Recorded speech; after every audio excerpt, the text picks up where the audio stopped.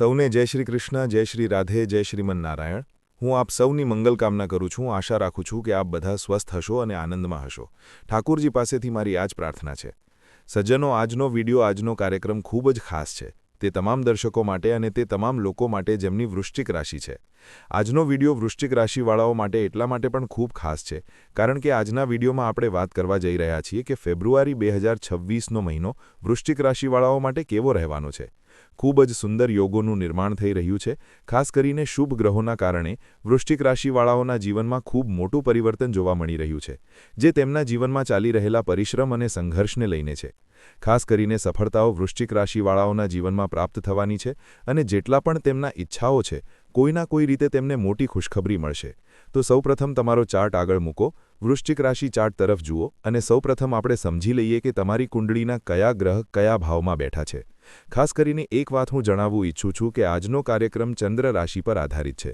તેને તમે વૃશ્ચિક લગ્નથી પણ જોઈ શકો છો। તો સૌપ્રથમ વૃશ્ચિક રાશિ જુઓ, તમારી કુંડળીના ત્રીજા ઘરમાં એટલે કે ત્રીજા ભાવમાં જે પરાક્રમનો ભાવ હોય છે, ત્યાં સૂર્ય, બુધ, શુક્ર અને મંગળ આ ચાર ગ્રહ એક સાથે ગોચર કરી રહ્યા છે। તમારા માટે ખૂબ મોટી સારી તક છે। ખાસ કરીને ક્યાંક ને ક્યાંક વૃશ્ચિક રાશિવાળાઓ માટે આ સારી તકનો સમય છે।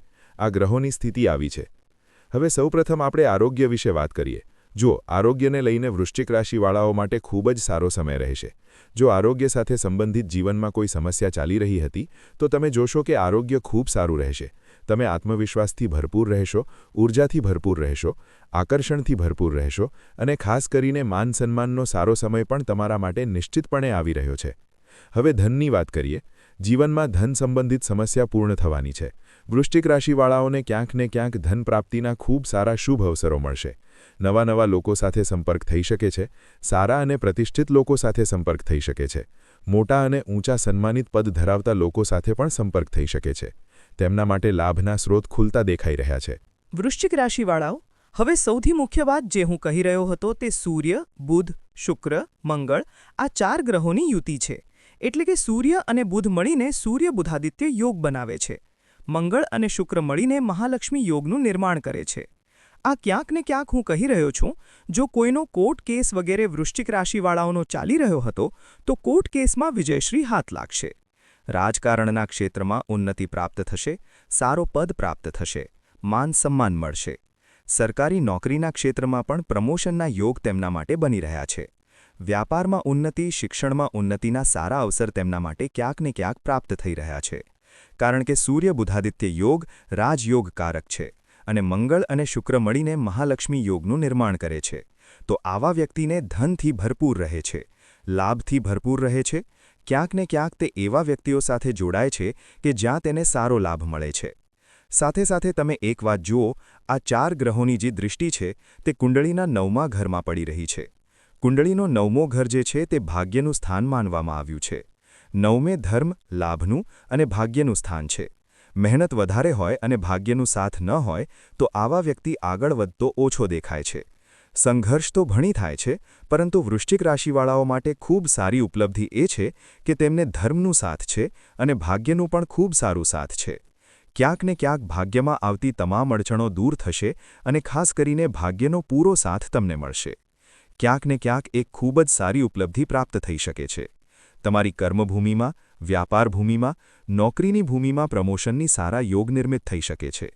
આ સમયે કરેલી મહેનત ખાલી નહીં જશે, વ્યર્થ નહીં જશે, તમને સફળતાના ખૂબ નજીક લઈ જશે અને સાથે સાથે જીવનની તમામ આવશ્યકતાઓ અને તમારી ઈચ્છાઓને પૂર્ણ કરવામાં પૂરો સહયોગ મળશે। હવે સાથે સાથે વાત કરીએ કે કુંડળીના ચતુર્થ ભાવમાં રાહુ ગોચર કરી રહ્યા છે। કુંડળીના ચતુર્થ ભાવમાં જ્યારે પણ રાહુ ગોચર કરે છે, એવો વ્યક્તિ પ્રોપર્ટી સંબંધિત લાભ પ્રાપ્ત કરે છે, ગાડી, ઘોડો, મકાનનો સુખ પ્રાપ્ત થાય છે અને ક્યાંક ને ક્યાંક તે તેના જૂના મકાનને નવીનીકરણ કરે છે। એટલે કે તેના ઘરમાં કન્સ્ટ્રક્શનનું કામ ચાલે છે, નવા ઘરમાં કામ થાય છે અને ખાસ કરીને તે કંઈક નવું સારું કરાવે છે તેના ઘરમાં। આ પ્રકારના યોગ તેના માટે બને છે। સાથે સાથે જુઓ કે શનિદેવ વાશી કુંડળીના 5મા ઘરમાં ગોચર કરી રહ્યા છે। શિક્ષણના ક્ષેત્રમાં ઉન્નતિ થશે, પ્રયાસ કરવા માટે સરકારી નોકરીના સારા યોગ બન્યા છે, સફળતાના સારા યોગ બન્યા છે। લગ્ન જીવનની વાત કરીએ, સંતાન પક્ષની વાત કરીએ તો તેમાં પણ ખૂબ સારા સફળતાના યોગ આવા વ્યક્તિને મળે છે। ધ્યાન રાખજો, સફળતા ખૂબ જ નજીક છે। આ સાથે આપણે દેવગુરુ બૃહસ્પતિની વાત કરીએ. દેવગુરુ બૃહસ્પતિ વાશી કુંડળીના અષ્ટમ ભાવમાં બેસેલા છે. પુરાતત્વના ક્ષેત્રમાં ઉન્નતિ, આધ્યાત્મિક ક્ષેત્રમાં ઉન્નતિ, આધ્યાત્મિક યાત્રાઓ અને સાથે સાથે દેવગુરુ બૃહસ્પતિની 7મી દૃષ્ટિ ધનભાવમાં પડી રહી છે. ક્યાંક ને ક્યાંક ધનના સારા સ્ત્રોત તેમના માટે ખુલવા જઈ રહ્યા છે. ધન પ્રાપ્તિના મલ્ટિપલ યોગ તેમના માટે બની રહ્યા છે. ક્યાંક ને ક્યાંક કે કેવી રીતે ધન પ્રાપ્તિ થશે તે મલ્ટિપલ રહેશે. નવા લોકો સાથે સંપર્ક દ્વારા અનેક ક્ષેત્રોમાં ધન પ્રાપ્તિના શુભ અવસર અને યોગ તમારા માટે નિર્મિત થઈ રહ્યા છે. સાથે સાથે વાત કરીએ કેતુની.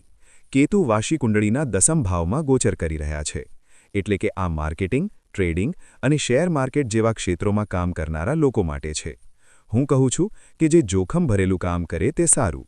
ઘણા લોકો શેર માર્કેટમાં ઘણું પૈસા મૂકી દે છે, તો અર્થ એ છે કે કેતુ કુલની ઉન્નતિ કરાવે છે. આ સમયે તમે ઘણી બધી કામો એકસાથે સંભાળતા દેખાશો, ઘણી બધી કામો કરશો, કારણ કે કેતુ ઘણી બધી કામો એકસાથે કરાવે છે. સાથે સાથે જો કોઈ ચિંતા અથવા ટેન્શન તમારી કર્મભૂમિમાંથી ચાલતી હતી, તો તમે જોશો કે ટેન્શનથી મુક્ત થશો અને ખૂબ રાહત અનુભવશો. કુલ મિલાવીને ખૂબ જ સારા અને સુંદર યોગ તમારા માટે બની રહ્યા છે. ઘરગથ્થુ, લગ્ન જીવન માટે પણ સારા યોગ છે. આ 4 બાબતો વૃશ્ચિક રાશિવાળા જેમની કુંડળી બનેલી છે નોંધો. તમારી કુંડળી કાઢો અને આ 4 બાબતો જુઓ. તમારી કુંડળીમાં આ 4 દોષો નથી બનતા. તમારી કુંડળીમાં ગુરુ અને રાહુ સાથે બેસ્યા છે, કારણ કે તેને ગુરુ ચંડાલ દોષ કહે છે. તમારી કુંડળીમાં સૂર્ય અને રાહુ સાથે છે, તેને સૂર્યગ્રહણ દોષ કહે છે. તમારી કુંડળીમાં ચંદ્રમા અને રાહુ સાથે છે, તેને ચંદ્રગ્રહણ દોષ કહે છે. વાશી કુંડળીમાં કાળ સર્પ દોષ તો નથી બનતો. રાહુ કેતુના એક તરફ જ્યારે બધા ગ્રહ કુંડળીમાં બેઠા હોય તેને કાળ સર્પ દોષ કહે છે. આ 4 દોષોમાં જો એક પણ હોય તો તેની વિધિવત પૂજા કરાવજો. આ 2 ઉપાય વૃશ્ચિક રાશિવાળા જરૂર ફોલો કરો. દરરોજ ભગવાન શિવને જળ અર્પણ કરો. તેમનું રુદ્રાભિષેક કરો. બીજું, તમારી રાશિના સ્વામી સેનાપતિ મંગળ છે, તો દરરોજ સવાર અને સાંજ હનુમાન ચાલીસાનું નિયમિત પાઠ કરવો જોઈએ. આશા રાખું છું કે મારી વાત તમને સમજાઈ ગઈ હશે. ત્યાં સુધી માટે મિત્રો મળીએ આગામી વિડીયોમાં. જય શ્રી કૃષ્ણ, જય શ્રી રાધે.